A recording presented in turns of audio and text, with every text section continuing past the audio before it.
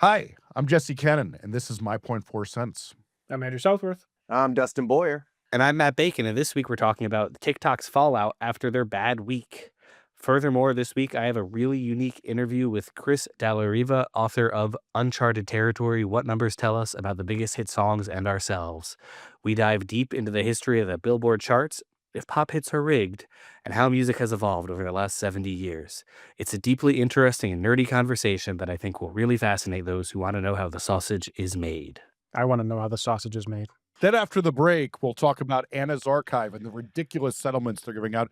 But behind the membership, we have a live video from our New York City show, which Matt and Andrew were able to attend, unlike Dustin and I. And they answered so many musicians' different questions. So you should really lock in there. Guys, TikTok not winning this week. No, and you guys were chatting about it more in our text thread, but Dustin shared a picture of someone he knows that was like one day 10,000 views, next day 0. And I saw no. It was 22 million views on what his post from one day, and then the next day had 146 views. Like, Oh. the disparity was insane. and you're not the only person I saw talking about this either. Like just went on like threads or something, and there were all these people sharing screenshots of like their TikTok feed, and it was like normal views, and all of a sudden 0, 0, 0, 0, 0, 0. There was certainly like an outage, like a real disconnect between the FYP and people's content that seemed to be corrected for the most part. I noticed that my FYP kind of went back to normal. But I just did kind of a review of most of my clients' content, and if an artist I have was getting daily, 10 or 20,000 views, all of a sudden they're not even breaking 1,000.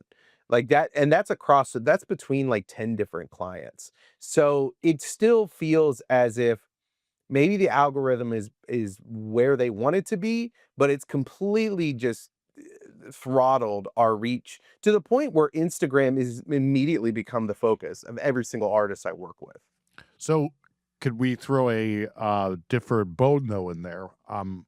The alternate theory is that so many people were relieved to finally have a reason to leave TikTok, and they're tired of the algorithm being fucked with, that there's now less people here, and so all of our numbers suck. And I think that there's an interesting thing that I saw somebody, I believe, reply to Rachel Carton with, where they showed that, like, you pick cooking, you pick sports, you pick anything, everybody's numbers seem to be weaker. Yeah, the people just aren't there. And it's interesting too, because I've been tracking my own numbers, and generally on my TikTok posts are doing worse as well. But I would do about 90% FYP, 10% followers, and I've got about 50-50, which is interesting to me because I don't know if that is part of their new algorithmic approach. Like, let's have more followers connect to content. But the problem is Mm. people live on FYP. So if that's your point and you're not going to reach them in your FYP, then it's not great anyways. So is it that the case, and then probably a lot of people listening now don't have this context either, but what I heard was that, for a long time, TikTok's been thinking about selling because of the drama with the US government and all that stuff. And the Well, sale, we should contextualize it. They didn't think about selling. They were like, right. we don't want to fucking do this, and the government was like, you're fucking doing it, and Yeah, shut the fuck up or they were leave. forced. It was either Yeah. it was either sell or you're not allowed in the US. I think the word I like is extorted. But so they finally reached a deal, right? And they officially sold the US leg of TikTok or whatever to Oracle. As the controlling share. There's a few other corporations involved, to be clear. None of them have your best interest in mind, also to be clear. But so, and then further on that, but the algorithm wasn't part of that deal. So they had to make their own replacement algorithm. Nah, that's not true. Okay.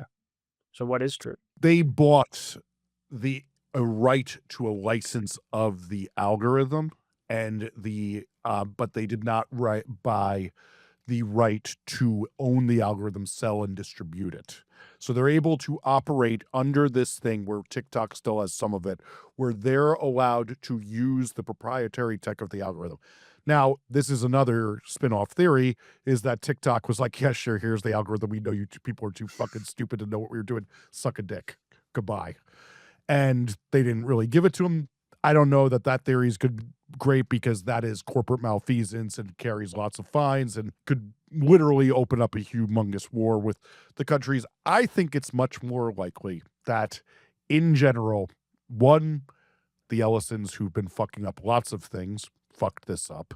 Two, there's a lot of people who've just been like, you know what, I'm fucking done, and I was here mostly for other things that do not make me happy anymore, that are not here anymore when you do this. Yeah, it seems like a lot of people are just using this as an excuse to leave for sure, because they're like, I'm not happy with the sale and how they were forced to sell in the first place, and now they're leaving.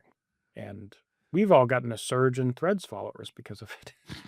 Yeah, but we should also say there's also been a very huge complaint from people who are not political, just about how the shop is so fucking annoying, and that when you're on other social platforms, you get ads, but it's not like the fucking shop, which can be like every third video. Yeah, and that's one of the things I find really fascinating about TikTok is there was like this real like generational dropped bag moment where if they paid marginally more than YouTube, it would just be game over. Like all those creators would just go create on TikTok. Like, and it wouldn't be like if you paid 20% more than YouTube, which is not a lot in the grand scheme of things, to get all the good creators in your space, you'd just be done, you Well, they know? went And the I, well, I was gonna say they went the other way with it too. well, yeah, they Like, went the shop way. no, but I No. mean, the TikTok creator platform paid way better than it's paying right now. And when I say way better, some people aren't getting paid anymore. Like Yeah. it is completely been destroyed. And so a lot of creators who make great content are just like, I'm not even going to post on TikTok. Why would I do that? I'd rather people go find me on YouTube or Instagram where I can actually make like halfway decent money. Yeah, I mean, we have to remember, TikTok, for those who don't know, had these creator bounties, and so, for example, any of us who are in the creative platform in the month of December, so we're talking 40 days ago, could have put up a 2-minute explainer video that taught people. And if they deemed it popular enough, you would get a $2,700 payment for that bounty. And I have lots of friends who got these and they're like, why aren't you doing this? I'm like, I got other shit to do. But like the point being, that is gone now. And that de-incentivizes a lot of people to make videos. So then when they're de-incentivized, they're not making those videos, people are scrolling and they're used to that content. They go, you know, the app sucks now. Fuck this. I'm gone. My Hmm. cooking creator isn't doing it. Jason Pargin's not making as many videos about weird things. I don't want to be here anymore. Did he dial back? I haven't been checking because I've been gone. Boo. I don't want to say empirically, but I feel like he dialed back. Yes. Okay. We love Jason My- Pargin, very much a friend of the Yes. show. I used to make about on TikTok early last year till like maybe about July, $500 to $1,000 a month, and my numbers weren't that crazy.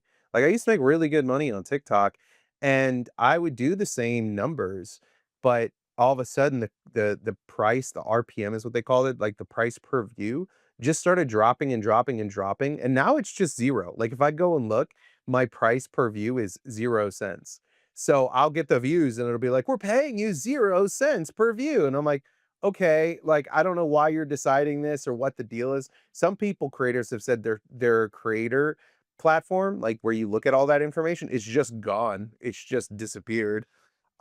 Whoever's in charge of it doesn't really understand that their pipes, because let's be real, these platforms are just shitty pipes, right? Like their pipes are garbage, and that's all they are. All these owners, these billionaires, they just own pipes. They're not creators. They're not, people who are actually making the content that people want to watch. So let's just talk real fast before we get too off base about the threads thing. Cause like I'm, you know, pretty popular on Instagram. I have 149,868 followers. I did check that a few minutes La-di-da. ago. Not that anything's counting. But like I Such wasn't an really itself.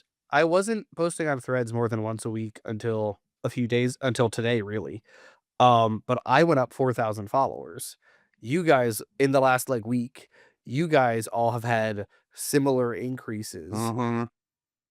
Is it just the age of threads? What do we think's going on? I have some thoughts, but I want to hear from you guys. I've been telling people to go on Threads for like months because it's been the best organic reach I've had on any social media platform for years. I I've been doing the same, and I think for music, it's great. The problem is if you put a link in your post, it's gonna get 0 traction. Yeah. Yeah. Or even like a video in your post or a poll. It's like only text does good on the platform. It's the weirdest thing. You Well, I think think videos people like that. it's nice for scrolling in the middle of the night because, like, I don't know, I'm not gonna have sound on in bed scrolling because I have a, sleeping wife or sleeping baby near me, so I have sound off. So scrolling Threads is actually the best platform for me to scroll, and I have to imagine there's millions of people like me who they don't scroll with their volume on. Threads is kinda nice. I do it with Twitter while my wife makes me watch The Pit. the two things I've noticed, the thing I've always liked about Threads is that it's the thing that feels the most like old Twitter in terms of like I can go and have a conversation with anyone, and Yeah. like I talk a lot about how social media is no longer social, and Threads doesn't have sort of the like OG social media thing where like you were literally talking to people you knew in real life. But it still feels like I'm having meaningful conversations with people. That being said, it does sort of have the dark side of old Twitter, which is like sometimes you get piled on. There's a lot of insanely bad takes, which Andrew has like some sort of crusade to call out. Um, which I loved. Um, but like I guess what I'm saying is like it's just funny because I know a lot of people who've bailed on Threads because of the insane pylons over saying like nothing. I don't know. But yeah, the third thought I have is I feel like Threads has entered deeply enough in like the meme economy where like the same way you see screenshots of tweets posted as memes, you're starting to see that more with Threads. I'm not seeing it, but sure. I'm seeing it, so I just Yeah, sure. We all have different feeds. Then yeah. we all know Goshfather. We've had him Yeah. on the show. He posted literally today that Threads literally single-handedly helped restart his music career. Yeah, I saw And that. Uh, how? That was gonna be my next question is like, I'm thinking, all he gets right, how over do a I million use this? impressions a month What on is he doing? Threads. He gets over a million impressions a month on his He posts. he posts a lot, he replies a lot. Like he's really locked in on there of participating in the musician community, and encouraging people. I see a lot of him replying to people and giving them helpful advice. And he also, I mean, in the interview we did with him on this podcast, he does a lot of mentoring of other artists too, and he really helps out a lot.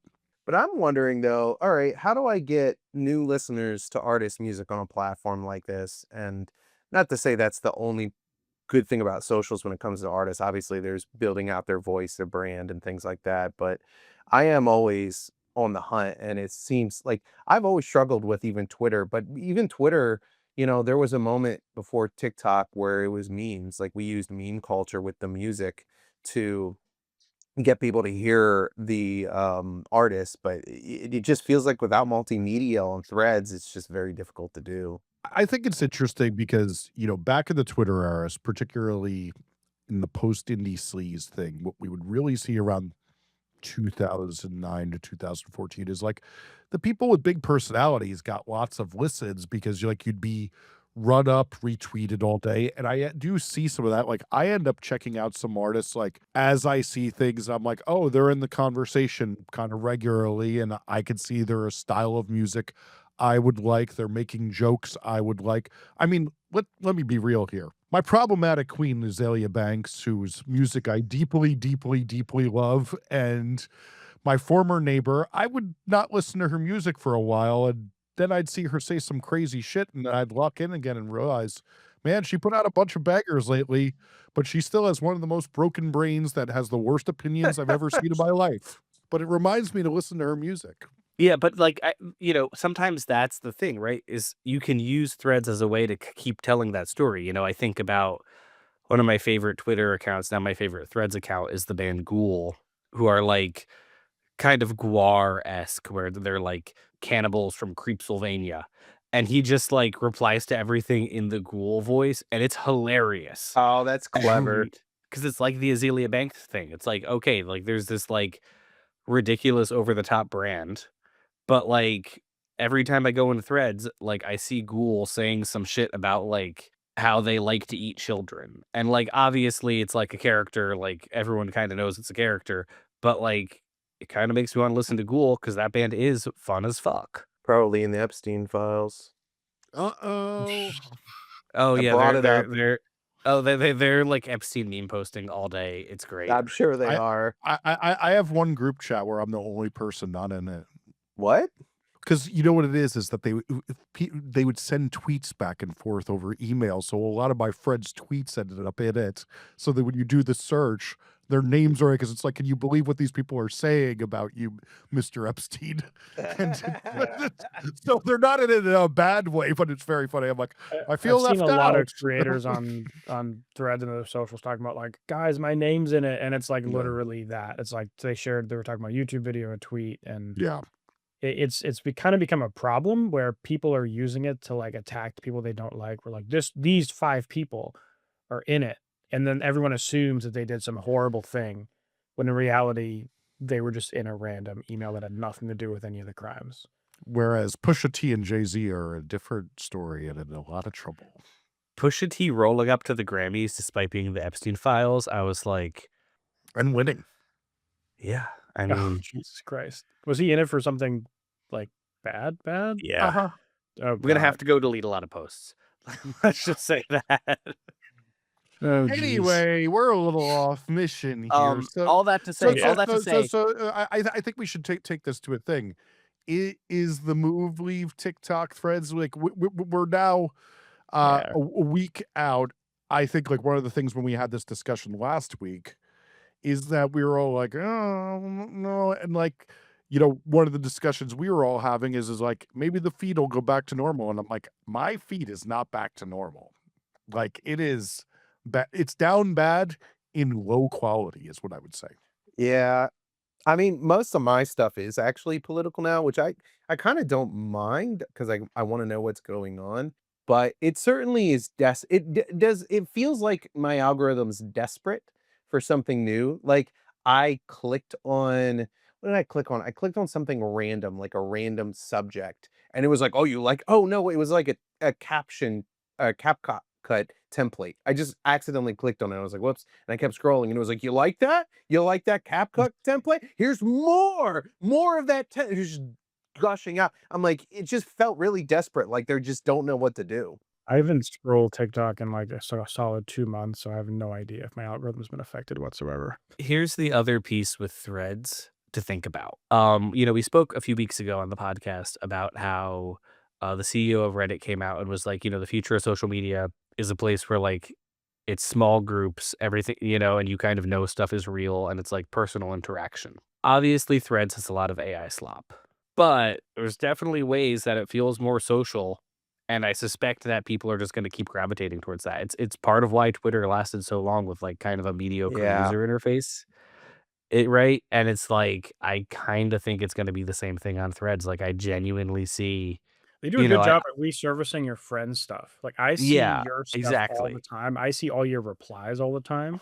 I see all yours all the time, which I think is funny. Yeah, but like it's awesome because like I'm not just engaging with strangers, but I'll see you engaging with strangers. And this is my point. This is my point. Is that okay? So if the future of social, to some extent, probably is going to be Discord type platforms of small chat groups, people engaging on mutual interests, which seems increasingly like it will be the case. There's still going to need to be a place that's the town square. And Threads is positioning itself nicely to be that town square. In part, people will get mad at me for saying this, because it's significantly less political than Blue Sky or Twitter or X, its main rivals. Because the problem is, this is why Truth Social doesn't work. For a variety, Truth Social doesn't work for a variety of reasons, to be clear. But you saw part the of the fire problem burning in Jesse's eyes. You had to add that caveat. No, there. Matt, I think you got this wrong though. It wasn't the Reddit founder who said this. This is the Kickstarter founder, Yancey Strickler, of the dark forest theory of the internet. Yeah. So, which we'll touch on in a second. But basically, part of why Threads can succeed is that all sorts of people are there. And the problem with a Blue Sky is that it's mostly people pretty far to the left. The problem with a X is that it's mostly people pretty far to the right. And so you don't have like the huge capacity for dialogue the way you could on old Twitter, you know? And that just means that people are going to engage with it less, regardless of how you feel about those platforms. You know, I think it's pretty clear from this podcast where we lean, you know, but you do need to have differing viewpoints to get higher levels of engagement. Threads kind of offers that. Dark forest theory of the internet. We should just talk about this real quick because it's interesting. No, we don't have to talk about it. Okay. I think it's not really a thing people need to know. Okay. It's so complex, but it's like the idea really is just that there will be two internets. There will be a place where everybody goes and everything gets collided, and there will be another place where you go and you don't have to worry about your group chat thoughts getting leaked. The things you can say to the people, like Yancey's thought that we're in a time where a lot of us have thoughts that we don't feel comfortable sharing in public. Not me personally, because I'm an asshole and I want to fight about them, but most people do. I've never had a bad thought. Don't Oh look yeah, up records I never. put out. Yes. Never do I reply to your many bad thoughts like that. Soho House is not just a place people go to think they're cool because they could get into exclusively because there's no reason to go there aside from that. Well, that's the whole show, right? No, there's no good food, no good Oh, the drinks. The food there. people are awful. If you're not trying to fucking influencer, there's no other reason There's to go never there any parking aside from to either. feel cool. Yeah. There's no reason to go there unless you're trying to fuck the lamest person on earth, except to be cool and think you're cool because you could get into exclusive place. It's the lamest place on earth. Never gonna I get I that. met up with someone at Mr. a Soho DIY house. over here. He was staying there. He was staying there, and I was Mr. DIY. I was meeting up with him in Soho House, Oh, and we boy. went to this like hangout area. You could get drinks and stuff, and they didn't allow you to use your phone. So you could only if you took out your phone, they would ask you to get out, Mhm. which was crazy. What? Why? That's so random. I think it's because a lot of like influencers and celebrities stay at them because they're like exclusive clubs. So the idea is they don't want the threat of being recorded or being filmed. That kind of makes sense. You could like quickly take it out, but if you had it out for too long, a employee would come by and be like, Can you take that outside?" So this actually goes with our discussion, funny enough. So what it is that there's this above Soho House place called Zero Bond where our former mayor in New York City used to hang out a lot. And Zero Bond, what it did is it offered you a place where you could go where you wouldn't have to worry about what you do because you would not be allowed to be photographed. And they had all private meeting rooms where your fingerprint gave you access, things like that.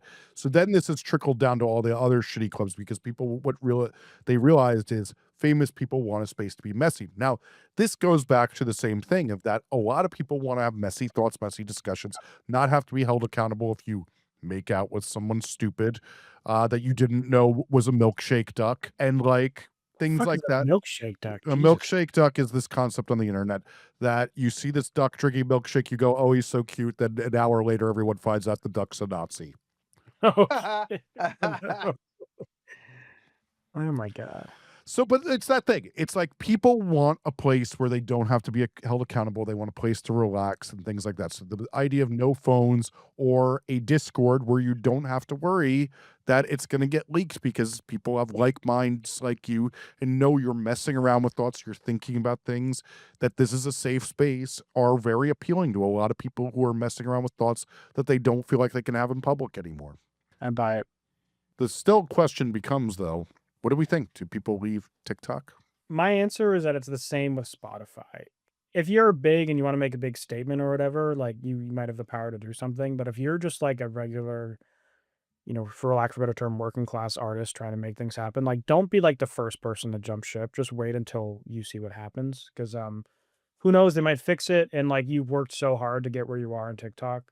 Well, maybe that don't like throw it away for something unnecessary. Like I would just wait it out, in my opinion. That being said, if you haven't started yet, it might not be a good time to start your account. But the opportunity cost is nil. Like we make content, we post it everywhere. What's it going to take to post in one more place? So if you're making content anyways, I mean, look, I'm still posting there, and I still got people that are there. I really think that part of the reason that my audience is diminished is I think they've moved on to Threads and Instagram. A lot of people literally have been like, I've watched you on TikTok, and now here we are on Instagram, right? So, but I still post there because there's still people there. You did a post when we were all at NAM where I roasted you at the end of it. So everyone go to Dustin's page and look at it. Good Roasted me. Okay. So it's giving yourself a lot of credit there, buddy. time. It got 800 views on your TikTok. It got 7,000 on your Instagram. Yeah. Same video. Oh. Now my TikTok is down, and I've been comparing myself to like Troy and oh my god, I forget his name, the English guy who has a label in England, the UK. But you know, their numbers are great. They post like 3 or 4 times a day and have been for like a year straight, both of them. And I'm like, all right, is that what I have to do? Because they clearly have an audience that exists on TikTok, right? So, and they've locked Mm. in with that audience. But even their numbers, I think, are down. I don't think any 4 of us do well on TikTok at the moment. Ruff, who also does well on Instagram, does not do well on TikTok. It's really a platform that you have to super serve its audience that exists there, your niche audience. And if you stop, it feels like it completely betrays you. Yeah. Yeah, I think we all do significantly better on Instagram. Mhm. And I've got 55,000 followers on TikTok. That shit doesn't mean anything. I went on Upscrolled, and I will say this: I think it took me less than 5 minutes to get through all the posts that it had to That's serve me. so sad. We should all just start spamming Upscroll and make it the music marketing platform and Oh, yeah. just dominate it with People will music love marketing content. I was initially just pissed off when I joined because I couldn't put a period in my username because my username is always Andrew.Southworth and they wouldn't let me. Oh, So now that's my handle has to be different. And then I went and scrolled and like there was like no I searched for so many people I could think of and not a single person was on it except for Jesse. Uh, and then I'm scrolling the page and it's like random post in a foreign language. Like everything I'm looking at is in some form of Arabic. yeah. I had a similar thing. Man, you and Matt are in trouble with those periods. Oh yeah, do you have Yeah. the say you bacon.bits?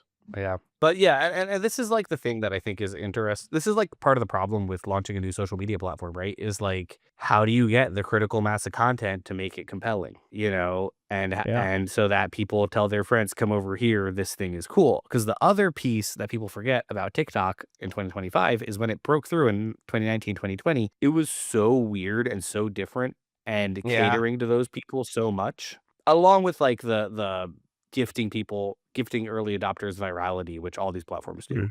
right? But like it was a very clearly different, fresh vibe compared to Instagram. And Upscrolled, from what I can tell, is just like, here's a different place to consume vertical video content, I guess. And until you hit like a critical mass with that, I don't think it matters. This is the same reason why every cool app you hear about dies, by the way. It also made me nervous when I was on their website reading like their values. And I'm like, oh, this sounds great. We're going to show you stuff from your followers. We're not going to have an algorithm that tries to keep you on the app. We're not going to sell your data. And all I could think of was, you're not going to make any fucking money and you're going to go out of business. Yeah. Because if you make a platform that's truly like perfectly good for the people, there's no way to make money. And if you can't Yeah. make money, you're going to lose money and then you're going to close. Well, the idea though is that it's sort of like Google, where their slogan was "Don't be evil," and then once they're big enough to not worry about it, they're like, "Well, let's get rid of that," you know. How about So how I about we think that's the harvest your idea. DNA data and do all Yeah. sorts of evil things? That seems more profitable. But it's like you want a platform to have a viable business model. And ideally it's as ethical as possible, but like it can't be perfect because otherwise the company's just not gonna last. You know, there has to be something like we're all great and we're all for the people, but we charge a monthly subscription or whatever Mhm. it is, you know. That's what pisses me off about people's expectations of Spotify. It's like they need to pay artists more. I'm like, cool, will you pay more than $12 a month? Absolutely not. It was like, okay, what do you want? What do you want to do here? Like, it's just, yeah, you got to expect these companies to be profitable somehow, or they won't exist. Hi, so I'm in the studio with Chris Della Riva, the author of Uncharted Territory, What Numbers Tell Us About the Biggest Hit Songs and Ourselves. Yes. How are you doing, Chris? I am doing great. Thanks for having me. I really dug this book and this concept. Let's kind of start with like, what is it? And then how did you get into this idea? Sure. The crux of the idea is that I listened to every song to ever get to number one on the Billboard Hot Yeah. 100, which is Billboard magazine's pop chart. And initially, I play music, I record music. The goal was just, I'll listen to a song every day, I'll play along on my guitar, maybe I'll learn something about songwriting. But I started to track some facts and figures about these songs as I went along because my day job has always involved crunching numbers to some degree. So I had this spreadsheet of all the songs. At first, it was just, oh, I'm going to rate every song out of 10. And then slowly, the spreadsheet just ballooned into a ton of information. I noticed some trends and I felt compelled to write about them. So the way I pitch it now is it's a data driven history of popular music, but it's also tied up with the fact that I spent years listening to every number one hit song in history. So it's part history, part personal quest. I love that description of the book. That completely caught me off guard. So, okay. Had a bunch of stuff written down. I wanted to kind of get into it with you. So, because I sort of saw myself in that because I'm currently listening to the top 1,000 records on Rate Your Music. Wow. That'll take a while. I'm about halfway through. Okay. But so I guess there's obviously been a lot of evolution in what defines a hit song over the years. I guess kind of my first question is, I feel like you always have people being like, oh, back in the day, the music was better or the hits were better. You've listened to all the hits now. Were the hits better back in the day? I mean, listen, there are some highlights in the past. There's this point I always say in the mid 60s where it's like the Beatles come to the US, you get the Rolling Stones, Motown's firing on all cylinders, Phil Spector, the Beach Boys.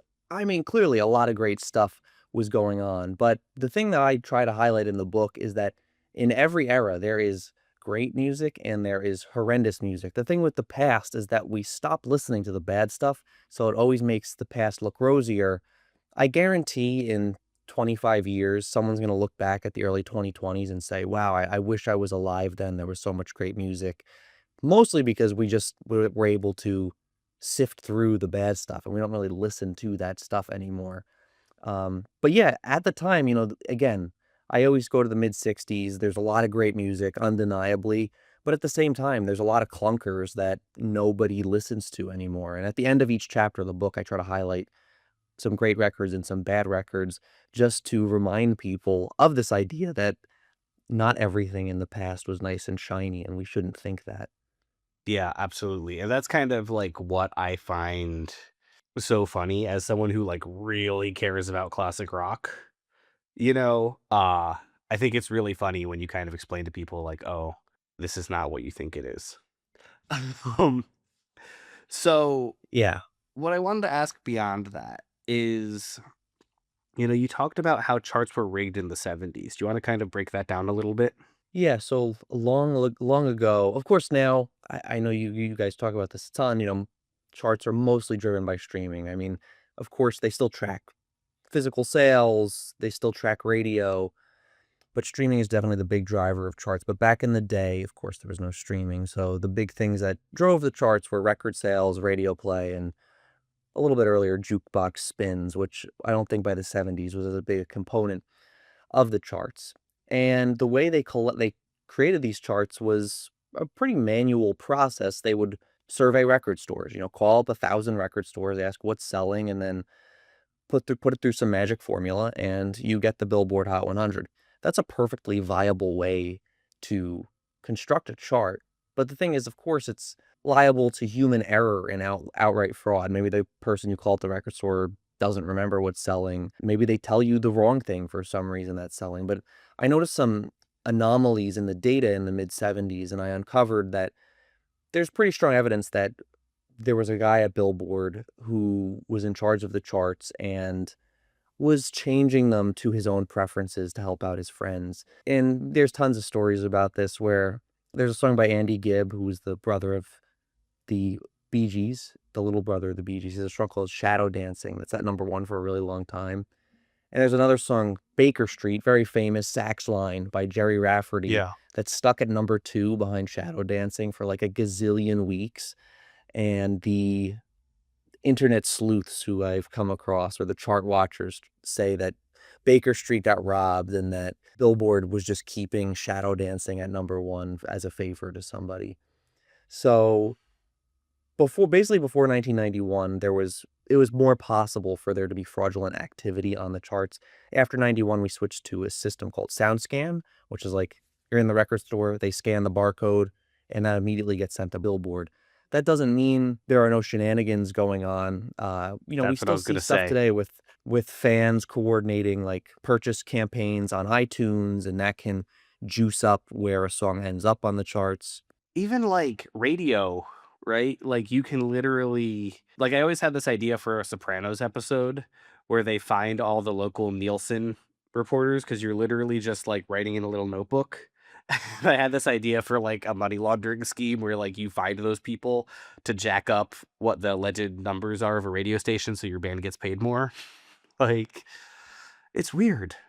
Yeah, I mean, I think there's some sort of automated system with radio too. Back in the day, that was certainly possible. But if you turn on pop radio, I mean, you're not going to hear any independent artists. Radio is certainly controlled, at least implicitly, by major labels, and that allows certain things to chart better. I remember Flowers by Miley Cyrus, which I thought was a quality record. It was on the charts forever. I think part of that was it was just being played on the radio endlessly. As radio matters less, it's like, should that count towards the charts? I don't know. I mean, certainly it was still a streaming juggernaut, but there are ways where maybe not manipulation, but people can try to game whatever the system is because they want their record to chart better. I mean, that's a tale as old as the music industry. And so I guess my question is like, did you find ways that things were broken in 2025 that felt particularly blatant? There's something I work for the streaming service AudioMac, and this is, is it broken or this is how Billboard, it's a very difficult job to try to do this, to take all this listening information and boil it down to a chart. But one thing we talk about a lot is we have a lot of ad tier streaming listeners, and ad tier listens count less than subscription tier listens. YouTube has recently gotten very angry about this, and they say they're pulling out of the Billboard charts because they think that streams, whether it's on an ad-supported tier or a premium tier, should count exactly the same. And of course, at AudioMac, we also agree with this. Is a listen is a listen. Why should it count less? And I think there are certain artists who would chart higher if you counted ad tier streams. The one that always comes to mind is Young Boy Never Broke Again, sometimes known as NBA Young Boy. Yes. Love Young Boy. I never broke again. Wildly popular rapper, but doesn't have like a ton of hit singles. But people are upset. People who are fans of his are obsessed with his music, and I think a lot of them, it's a lot of young kids. I think they stream on ad-supported streaming, and I think that distorts the chart in a certain way. But it's a conscious decision by Billboard at this point. And, that's just, they have to make these decisions, and that's how it's shaking out right now. So, even if they decided to count things evenly, it would still change incentives for how people listen and what the industry does. So there was kind of two pieces I was thinking about a lot, especially with regards to the fact that you work at AudioMac, right? Like one of the bigger streaming services. So my first question is because of streaming in particular, but also piracy before it, music consumption is increasingly fractalized. And if you are into progressive folk rock from the 70s, like Pentangle or something, like you can find 30 million other bands that sound like Pentangle and never like pull your head above water. You know, how do you feel the nature of hits is changing because of this fractalization of culture? There was an interesting op-ed in the Washington Post a couple weeks ago. This guy plays at a piano bar. He's the piano player where he takes requests, and he in the op-ed he was saying that he noticed when people request older songs, it's stuff that everybody knows, but it seems like with some newer big hits, there are some that some people really love and other people don't. His big example in the piece was Pink Pony Club by Chappell Roan. He said it's the most requested song he gets, but it doesn't get the same reaction from everybody in the room, even though it's this big, massive sing along. And I think it's undeniable. That's a good example of it, that there has been some fracturing of what people refer to as the monoculture. I mean, there's just no two ways about it. What were you watching on television in the 1980s? There were not that many channels. Now there aren't even channels. I mean, there's a million choices. There's just no, I think it's undeniable. Because I think about this in a couple ways, and I'm kind of curious for your take.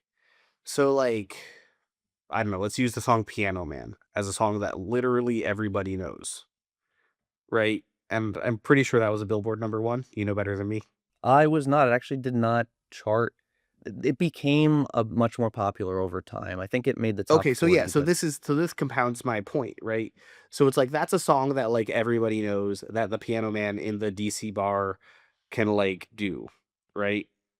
And it feels to me like part of the popularity of that song is not just it's a really good song or whatever, it had a cultural moment however many years ago, but also the fact that like it's a song you hear at weddings and it's Mhm. a song you hear at like other public events. And I think that kind of turns it into so like because I've had Piano Man around me my entire life, I just like it because it's just by virtue of living, it's there. And I feel like it's hard like, obviously, Pink Pony Club doesn't have that, it's been around for 2 years of my life, it's there isn't a kid like, kids, like, remember a time before that, you know? Yeah. I don't know. No, I know that's a really good point, and it's something that I think about often when people say point to the fact like, "Oh, I don't know what the percentage is. Say 5% of streams are from songs in the 1970s." Were people listening to music 50 years old in the 1970s? Were 5% of listens for songs from the 1920s? And I think to your point, it's actually an impossible comparison for a few different reasons. It's like back then the charts were based on sales, and if you bought all the Beatles records, you didn't have to buy them again to listen to them again, and that was not going to show up on the charts. Whereas now today, because streaming is based on consumption rather than purchasing, every play is going to appear. And I think there is some bias similarly based on, what this piano bar player is saying or what people are saying is that over time, 10, 15 years, I think these classic hits from today's era will emerge in some degree. Will they be as big and all encompassing as something like Piano Man is? That I don't know. I think it's undeniable that you have to wait time for that to happen. I also think it's undeniable that there has been some fracturing of how people listen to music and what defines a huge, huge hit. I think both those things are at play here, so it's hard to disentangle them. I feel like we are witnessing, in the last 10 years, a sort of generational shift in how music consumption works, right? So, like, part of what makes rock and roll work is that if I am born post World War II, the music I listen to has nothing to do with the music my father would listen to. Whereas I was born in 1996, a lot of the music I listen to either it's not directly from my parents necessarily, but like I'm listening to the Rolling Stones that my parents were listening to, whereas they were not listening to fucking. I mean, I guess their parents were born during the war, but like they're not listening to like I don't know, like Fats Domino or something, right? Like, or they're not listening to, or Fats Waller. That's what I meant. Fats Waller rocks, so okay, so there's that fundamental shift that like makes rock and roll work. But I feel like now we're facing a different fundamental shift where up until 2000 or so, people over 40 weren't really new music adopters, and I feel like post 2000-ish, people over 40 have started to become much more likely to be in the new music adopter category. Would you say that's accurate? And have you seen that reflected in the charts? Yes, I think to some degree, and I think part of it is streaming is just so accessible. As I remember growing up, I would similar to what you're describing. I would go through my dad's giant CD collection, and I would, burn the stuff I wanted onto my iTunes library. And I noticed the CD collection basically started to dwindle around the year I was born, which was 1995. So, he's getting some. So, I guess I was taking up too much of his time to keep up with music, but streaming, it's just on the computer. I mean, you can just click new releases. There's no incremental spend for you to check things out. So I think that's true to some degree. I mean, I still think people's tastes become hardened to some degree, in their 30s. The records that matter the most to you, you've probably discovered. Doesn't mean you're not going to discover anything else. I do think to your other point about I listen to a lot of music my parents introduced me to that was popular in their day. I do think the one thing that people don't consider is just the fidelity of recordings. Like a Fleetwood Mac record from the 1970s, just in terms of sound quality, is on par with the sound quality we have now. But if you go back to your example, Fats Waller or the 1920s, I mean, there were dramatic increases in just the sound fidelity of records. You listen to a Bing Crosby record, it just sounds older, not based Yeah. on anything to do with the music, just the recording technology. And I think that makes the comparison a little bit trickier, but there was definitely a shift. Rock and roll, specifically Jan Wenner at Rolling Stone, was tremendous at mythologizing rock music in a way that I don't think any other genre had attempted or done before. So you have these, there's a mythology that emerged that, there's jazz mythology, but it was not cemented in the same way. There was not a big hall of fame that people make pilgrimages to in the same way that the Rock and Roll Hall of Fame was created in the 1980s. The genre is 30 years old and there's already a museum celebrating it. Like, we haven't done that with hip hop or something in the same way. You've only heard the half this interview. So if you want to hear the full content and hear Chris go way deep on like how Billboard charts work and how it's evolved and what's rigged and what isn't rigged and all that good stuff, join our subscription tier. It's just $5 a month. It really helps keep the podcast going and allows us to create more content for you going forward. If that's something you're interested in, hit that subscribe paying member button thing, or just a button that says give money. I don't know what it says now. Point being, subscribe. It really does a lot to help us out. Thank you so much. So a couple weeks ago, this site called Anna's Archive, which I believe their kind of mission statement is to archive just things they feel need archiving, scraped all of Spotify, including like essentially all the metadata for all the songs on the platform and a significant amount, like more than half of the audio files in the platform. And it was this gigantic 300 terabytes or whatever of files that you could basically, if you wanted to, just download pretty much all of Spotify. And it was actually kind of neat in some ways because they did all this awesome statistical analysis of stuff on Spotify using that metadata.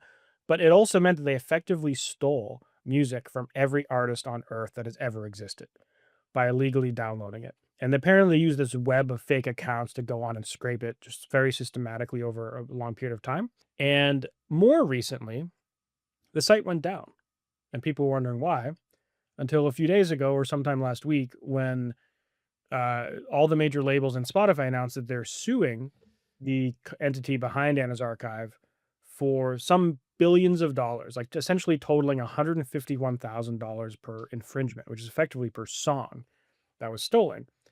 And then artists have been like, you guys are suing for $151,000 a song. So my music's not worthless, right? Because the kind of game these streaming platforms have been saying is like, yeah, your music's basically not. It's like we're not even going to pay you till hit 1,000 streams, and like most people are not making $151,000 a song. That's for sure. That's probably not even an average, even factoring in the biggest artists in the world. It's probably not even that high. And also, why would Spotify get that money, or why would the major label get that money? If like, shouldn't I be suing Anna's Archive? And like, I've uploaded 100 songs. Shouldn't I sue them for like $100 million or whatever the number comes to, or $10 million? What gives? So everyone's pissed, and yeah. Can I just be like a corporate, I'm going to sound like a corporate shill for a moment and play a little bit of devil's advocate and say a few different things. First of all, of course they're getting sued, right? You just stole a bunch of copyrighted content and distributed. What? Duh. Second of all, any good lawyer is going to go after the maximum amount of money they can get when doing anything. So right now, legally, copyright infringement based off of what's the law called? Millennial. Digital Millennium Copyright Act. Thank or you. DMCA. It's 150K. That's absurd, but that's what was set in that law. So of course a lawyer is going to sit down and be like, this is what it's worth. So those things, that's exactly why it's happening. The other thing about like, well, why does Sony and these labels get this money? Why can't I? You can. If you've got 10 songs on Spotify that were scraped and you want to put together a lawsuit, you can absolutely do that. You've got to just think that like Sony isn't suing on behalf of Universal. They've come together and they're doing it together. And if they were, I don't know, like more altruistic, maybe they would be like, hey, indie artists, join our lawsuit. They don't give a shit. So that's why that's happening. But as an artist, yeah, you can 100%, you can do whatever you want. You can sue them at any point in time. There's my corporate shill take on all of that. Honestly, like you were trying to be a corporate shill naysayer here, but everything you said was just 100% accurate. In my opinion. And the other thing that we have to also remember that you didn't go in on is that the vast majority of time when you sue these things, you're not, everybody thinks it's like, oh, we'll meet halfway with the lawsuit settlement. It's literally the most common case is you meet at 1/10 of the way. Yeah. So like the other thing to remember is like, I know This people are lawsuit's for having, $13 trillion, and they're Yeah. suing a .org company, No. which I guarantee you doesn't even have a billion, never mind a trillion. They probably don't even have $100 million Yeah, or or $10 a million. million. Where there's no money. It's blood from stone, brother. So They did it to $13 get the trillion, website taken which is down. more than isn't that more than what Apple's worth or something? Yeah. I mean, the point being though is when we do see these, so I've been obviously as I go into making my documentary, revisiting many of the documentaries made on the music business of past years, and one of the things we see in those movies and the stories that like people like Stephen Knopper did is these people who were actually sued under these laws are financially destitute for the rest of their lives because they keep siphoning from their check as part of the settlement, that they are owed in perpetuity part of their income forever. And it's a place you can't dig out of. And what some of this is to do to people is to make them realize that no matter what you do, if you violate this law for the rest of your life, you will never, ever dig out of this. In fact, your kids would probably never dig out of this. Do you want to do that to them? Aren't you a bad father? Aren't you a piece of shit? See, don't fuck with us. That's what they're trying to do. Yeah. It's oh well. It's interesting because I feel like it's one of these. So it's like the first case in a while that like really reminds me of like the Napster thing, even though it's very different for a variety of reasons. But the way I was thinking about it was like, I was born in 1996 and very much raised on sort of the promise of the open web. And I always thought Anna's Archive, like I understand, like obviously stealing stuff from artists is not great, but it reminded me of a lot of those cool open web things from when I was a kid, where it was like, oh, you want to find like these weird Captain Jazz demos that aren't for sale?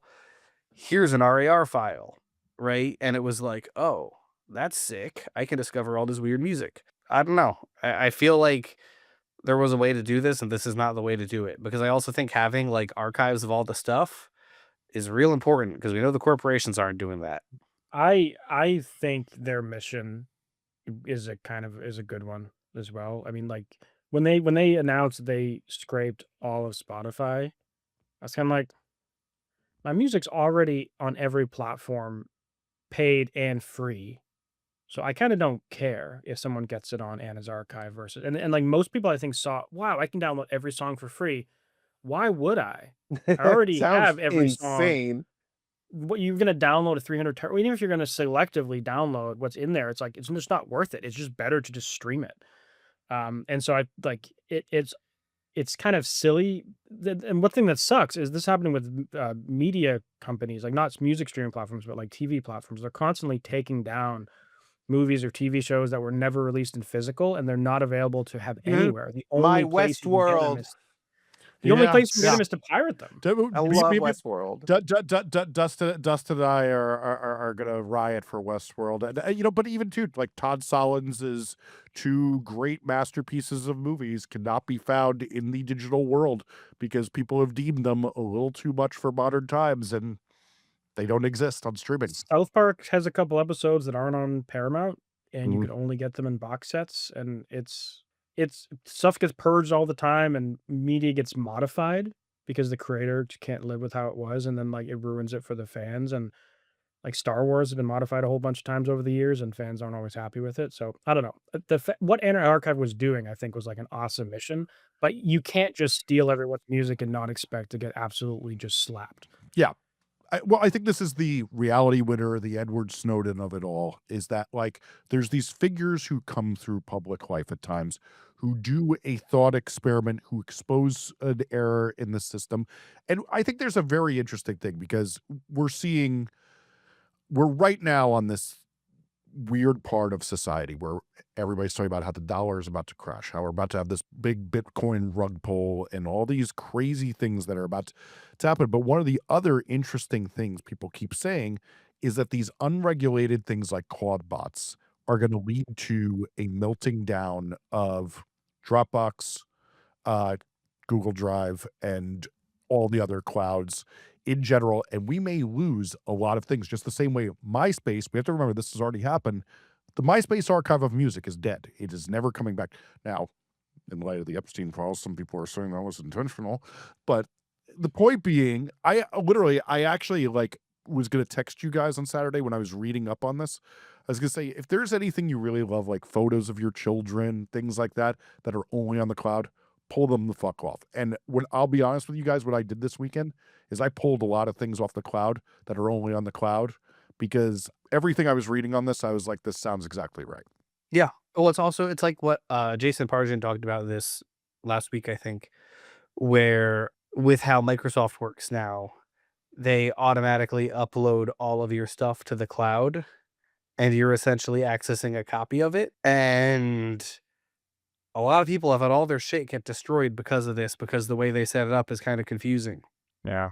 It's like, again, this ties all back into, the thesis of like, okay, so the future of the internet is real close-knit communities with private storage boxes that we know aren't going to get fucked up, right? Because like that's the other thing, like sort of the flip side of cloud data running into issues is like, where do I put this stuff? Because it's like we've all fried laptops by accident. That happens sometimes. You know what I mean? Have we?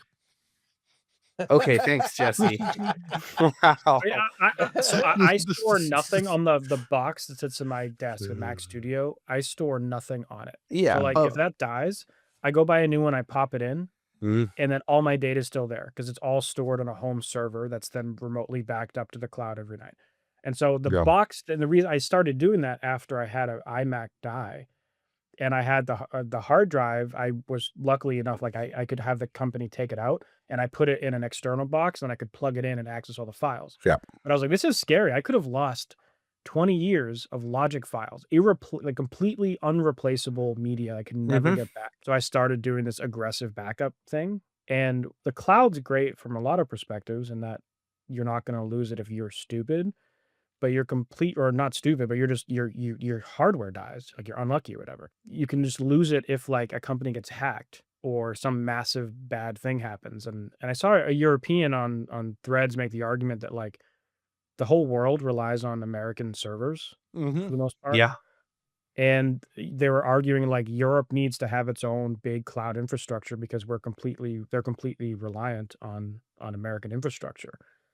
And Yeah, obviously go- there's hassle. There's like arguments now between the US and the EU right now, right? There's a lot of problems happening, and they're like, well, what happens if the worst happens? What are right? you talking about? Name them. Let's talk about it. I don't understand what you're talking If you want, if you want to be terrified about how the internet works, go look up what AWS is and all the stuff that relies on it. Brother, when AWS goes down, it's like a snow day for corporate culture. Everybody's like, "Oh no, I guess I can't get on Slack or Asana." But But it's everybody not knows. just corporate. But it's not just corporate culture, right? Because like, let's say I'm like a day laborer in Nebraska. Like, there still has to be someone who like tells me what to do or like is like checking in on the project, etc., etc. And that dude is relying on something on the cloud that probably Yeah. is tied into AWS. You know what I mean? Like, anyway, all that to say, the Anna's Archive stuff is weird. The fact that people are getting sued that Anna's Archive is getting sued $150,000 a song is insane, and it goes against sort of this free internet concept that I think a lot of us on this podcast and listening were kind of raised on. And yeah, I don't know where that leaves us. It's just kind of a bummer. Well, I will say this because you guys made a lot of good points about the nature of cloud storage and preservation, but I I think that if you want to be the organization that preserves media, you need to do it in a way that doesn't functionally destroy your company through lawsuits. Um, I mean, if that's really your altruistic goal, why can you not just go to these companies and say, like, you could even create a service that's like, hey, we back up this data, we store it, we preserve it for the world, but we preserve it for you, and sell it to these companies. I mean, I just I there's it just seems like there's a better approach than just busting the glass in and grabbing everything. Well, I think though one of the things to keep in mind is what they're doing here is not that necessarily. They're more saying, "Hey, we've made this. Now everyone can have a backup of this. And if you want to have this for your private self, you can now have the celestial jukebox privately on your own." And I think there's like this I forget the writer who wrote this, but they wrote this interesting thing. Did you guys watch the show Station 11? No. Wait, is that like another fire show? I'm not No, allowed it's that much beautiful. screen time. Oh no, never mind. I'm mixing it up It's with like something else. 6 hours of TV. What are you talking about? Anyway, okay, so the point being, Station 11 is a dystopian future where in our modern time, like, let's say tomorrow, basically the world melts down, and what they basically show is that the internet of today dies, but only what is around is what was popular on CDs and vinyl because of this. So what they were kinda saying is this idea of that what Anna's Archive actually provides is for the first time people taking it seriously, that we will have an archive of the modern day because everybody has stopped giving a fuck about this. I Yeah, think and that's an the interesting take. I don't know that I fully believe that was the people's intention, but I think it's interesting. nothing is backed up on their servers either. It's like it's almost like a blockchain type thing where it's like we're gonna have these torrents that are hosted by thousands of people. So even if 800 people are taken down, it's still up hundreds of times, and those will quickly be cloned before the whole thing is taken down. So it's kind of like this stuff's freely and openly available, not through one medium, but through hundreds or thousands of people redistributing it anonymously around the world. A Uh, pirate bay, if you will. Oh, yeah. yeah, exactly. And apparently, I went on the Wikipedia page. They've had problems in like 5 different countries before.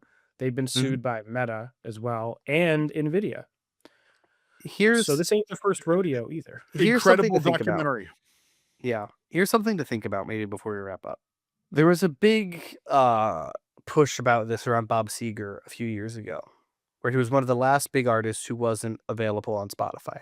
And part of why he got his music onto Spotify was he was wrapping up touring, and he was like, "Well, I want the legacy to live on, and I can't trust my label to do represses forever." He needs Mechanics soundtrack to beat their wives to in forever. Okay, Bob Seger is an American treasure, Jesse. All that to say, like, I think a lot about yeah, Andrew is looking up who Bob Seger is. No, no, I've Bob actually Seeger. I've actually seen him live. Okay. But my point being, like there's something to be said for like accessibility to culture and that culture not dying out. Because routinely, if you spend time digging through archives of super popular poets from the 70s who no one reads anymore, or just the number one hits, this is something we talk about in this week's interview. How many of the number one hits from the last 70 years that just nobody fucking knows about, unless you're like me and struggle with eye contact, but do you know about Chubby Checker? And I thank you, Jesse, for that nod of acknowledgement. Um, It was accurate. you know, but like I just think, fuck, man, if we don't have like I understand the desire to not have your music on Spotify, Garth Brooks, but if we don't have an archive of like this like seminal music that like did shape generations, whether you like it or not, I don't fucking know like where that leaves us as a culture. Like it allows for a lot of blind spots, and in my opinion, accessibility to culture kind of trumps everything. So I don't know, maybe I'm an asshole, but that's where my head is at. Thank you and good night. I'm a big fan of this similar movement that like Nintendo's always been cracking down on people. What's it called? When they make when you make like a software that can replicate their Oh, hardware. fuck. What Um, are I uh, know. Okay, simulators or whatever. Yeah, like yeah, I yeah. use that. Yeah, I use them on my lap Mac. I'll play And Zelda they're on it. making emulation software. Yeah, yeah. Nintendo's very aggressive with emulations, and also with like people cloning their discs or their cartridges to play in their even if they bought the game. And the thing is, all these companies are like making these games that also are online only or whatever. And so after a certain period of time, the company shuts them down. And even if you bought the game, you can't play the game. And there's this whole thing about game preservation where people are like, we should get this into law, where if you're gonna make a game, you have to have some period where you have to support it. And after you Mhm. finish supporting, you have to have some way to give it to the public where the public could go and do it for the purpose of game preservation, because games are a big part of culture now too. And it's kind of the same with music and film and books and everything. Like that's important. Why don't we do the same thing with buildings? It's not that, we've been doing it for 100 years with buildings. Yeah. Yeah. Uh, it's how Donald Trump got so rich. But bum. Capitalism. Thank you guys so much for listening to this podcast. We're trying to get this to go as far as it can, so please start a conversation with a musician friend by sending it to them. If you enjoyed this episode, please subscribe on your favorite podcast app. If you're on YouTube, subscribe and turn notifications on so you don't miss our episodes every Tuesday. If you can rate us on Apple and Spotify, it helps so much. My grandma looks at those ratings and she's mean to me when they go low. Tune in next week for more.